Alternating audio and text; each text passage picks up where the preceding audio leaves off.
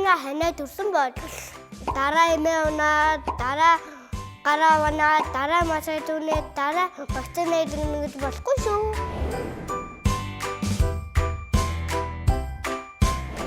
Сайн уу хүүхдүүдээ би цэцэхээ.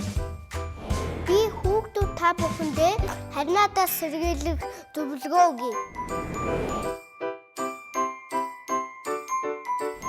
Хүүхдүүд та нар ханаа төрөх юм бол толгой өвдөн, халуурн, тэгээд дараа нусгоожн, хоолой өвдөн найтай. Хэрвээ ийм шинж тэмдэг илэрх юм бол сургууль цэцэрлэгээс шүлээ аваад эмчит үзүүл зөвлөгөө аваарай.